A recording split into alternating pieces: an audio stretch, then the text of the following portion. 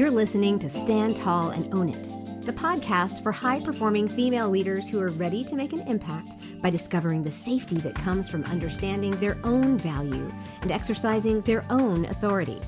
I'm your host, Andrea Johnson, and I'm here to tell you it is time to just truly be you, my strong friend. It's time to stand tall and own it.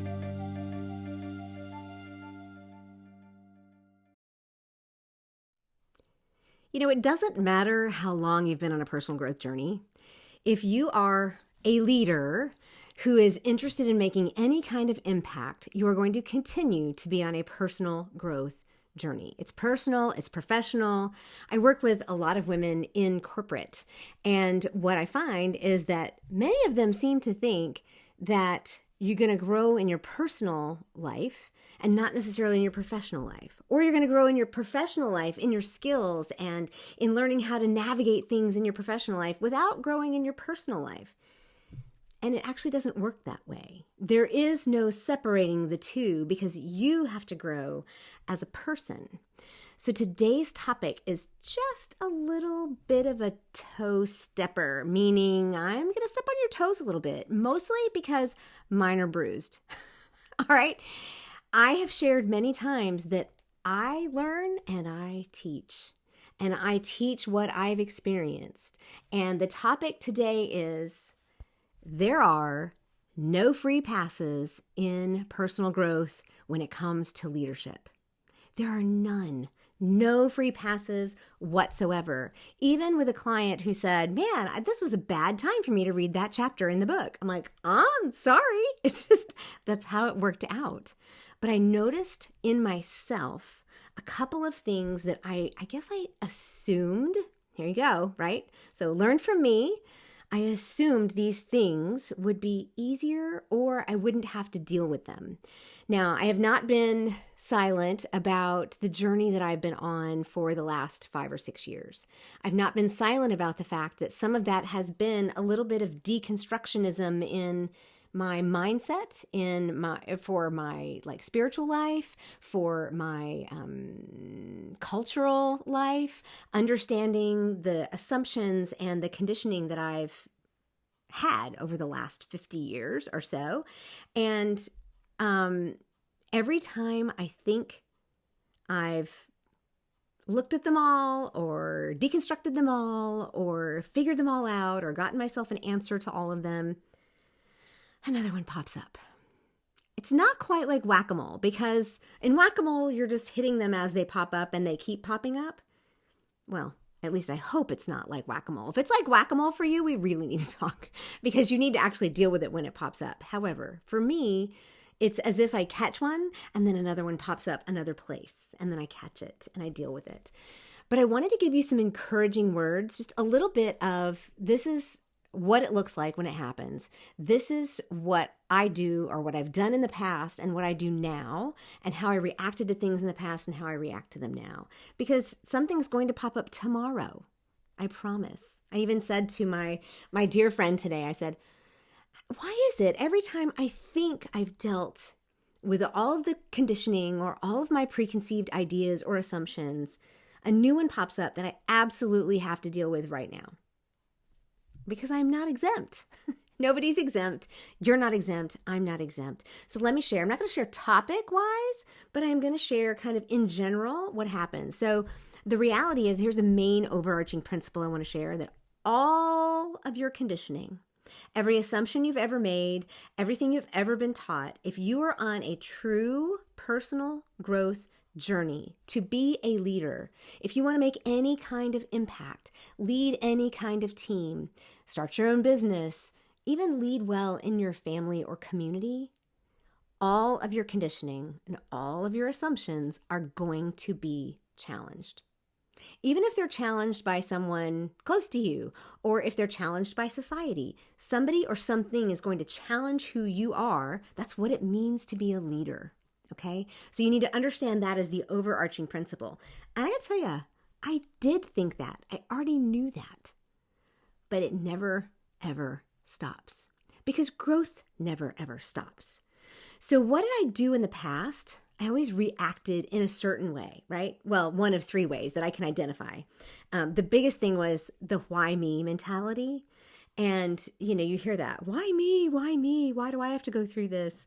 And it's just very common and very normal. But the very first thing I used to do was react. I would run, right? I am definitely when it comes to fight, flight, or flee, or fight, what is it? Fight, flight, or fawn, or freeze, or whatever. I'm usually the flight. I run away. And so for me, I would run away from those feelings. I would run away from the uncomfortableness. I would run away from the situation. I even run away from the relationship or the people. When it would get uncomfortable, all of a sudden I'd be like, I'm out. Peace out. That's me. The other thing I would do is get angry. You ever do that? You see it a lot right now in the political spectrum or in different cultural aspects of where we are in the world right now. If somebody's assumptions are challenged in a way that they don't care for, they just get angry. It's just automatic. I could give example after example, but I'm sure there are plenty popping to mind for you. The other piece was to just deny that it's happening. Nope, that's not me. I've never done that. I don't think that way. Or you might say that you might think that that's what I am, but I'm not, right? So it's a denial of it. So reacting in the past was either victim mentality or running away or getting angry or just denying it altogether. And I will say that even though as of today, they're still popping up because yesterday and today, a big one popped up for me, which is why I'm like, I have to share this.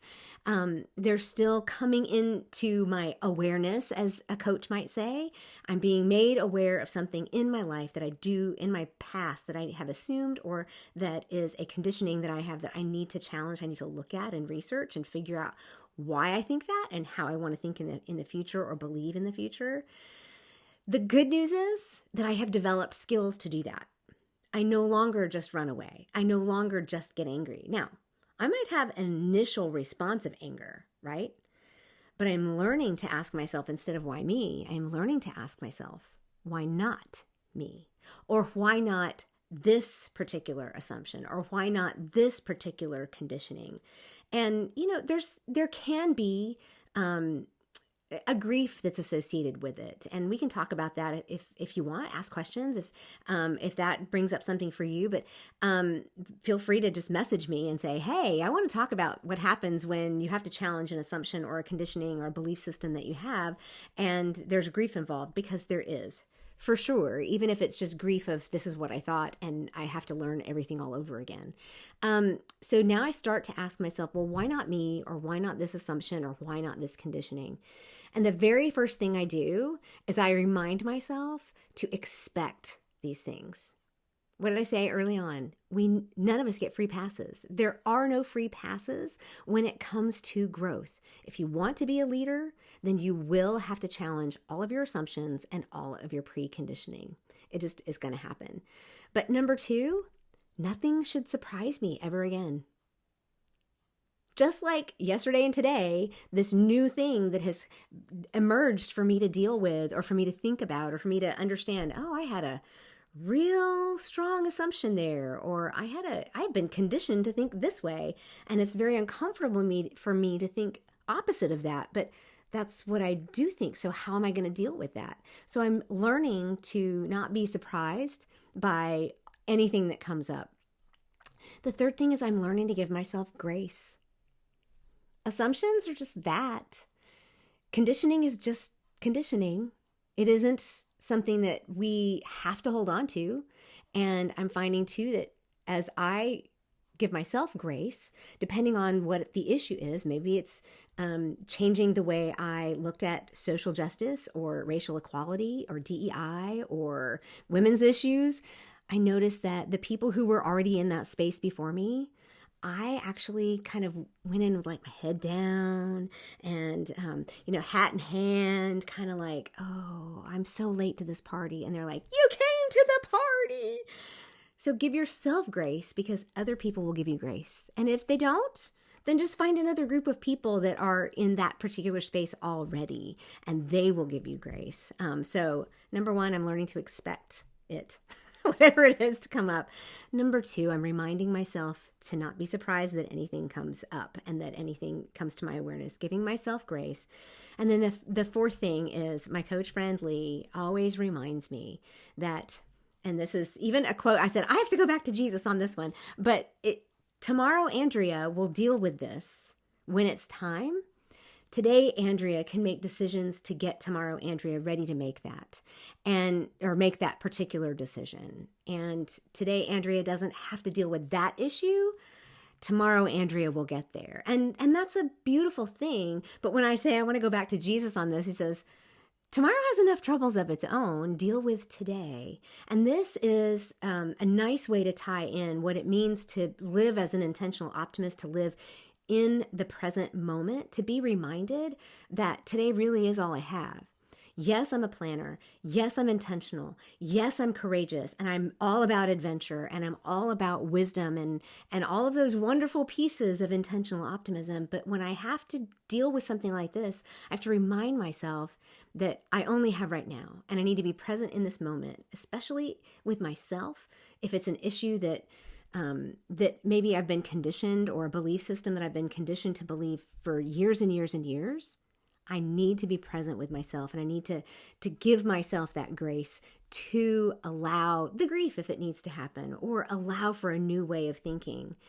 And the last thing I want to share with you, the last thing that I want to do whenever this happens for me, and I'm doing it now with this newest issue, is celebrate. Not necessarily celebrating, well, I am breaking with that tradition, or I'm no longer thinking that, or I'm no longer believing these things. It could be that that's something to celebrate. There have been a few of those in my life for sure. But what I celebrate is the fact that I am continuing to grow. That is a celebration every single day.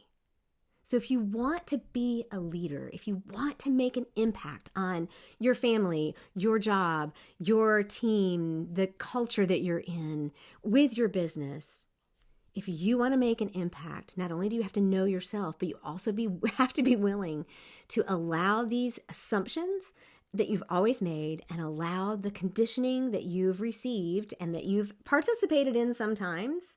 Like you've fed it. I've fed it myself. You have to allow those things to come up, to deal with them, and then celebrate the fact that every time they do, that means you're growing. So if you are where I am right now, and you're dealing with yet another preconceived notion or assumption or conditioning, celebrate that you are leading and becoming a woman of